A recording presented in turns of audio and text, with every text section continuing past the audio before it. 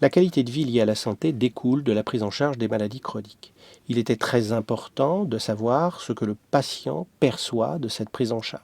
À titre d'exemple, dans le cadre du diabète, l'arrivée de l'insuline a été suivie de difficultés liées aux hypoglycémies, liées à la modification du régime, ce qui fait que cette arrivée de l'insuline a été associée à une moins bonne qualité de vie. Le patient adhérant moins à l'insulinothérapie et préférant la maladie au traitement. Dans la sclérose en plaques, il est naturel de s'intéresser à la qualité de vie puisqu'il s'agit d'une maladie chronique et que nous avons des propositions thérapeutiques. Il s'agit des traitements de fond ou de la prise en charge symptomatique. Elle se mesure grâce à des autoquestionnaires que le patient est seul habilité à remplir puisque lui-même perçoit sa santé comme propre. Elle obéit à la définition de la santé qui est la perception qu'a un individu de sa propre santé physique, morale et de sa capacité à s'inscrire dans l'environnement social qu'il espère le meilleur.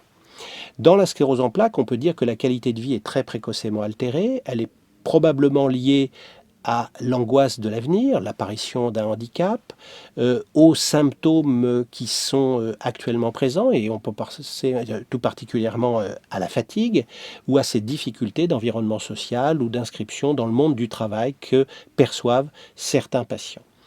Il est donc important de mesurer cette qualité de vie qui permet en outre de confirmer que la prise en charge de certains symptômes, les troubles urinaires, les phénomènes douloureux en particulier, peuvent, lorsqu'ils sont corrigés, modifier les autres dimensions de la perception qu'a le patient de sa maladie. Il est donc intéressant de poursuivre ses études sur la qualité de vie, avec cependant un bémol. Ceci est un peu lourd dans le cadre d'une simple consultation et il est toujours difficile de transposer ce que l'on observe à l'échelle d'un groupe, c'est-à-dire un nombre d'individus pour lequel on mesure la qualité de vie, à l'échelle d'un individu, mais probablement avec des outils qui deviendraient plus simples, on pourra améliorer cette prise en charge individualisée. Actuellement, elle est très largement détaillée dans les consultations pluridisciplinaires qui sont de plus en plus nombreuses dans les centres experts régionaux et qui ont pour objectif la prise en charge globale de ces patients.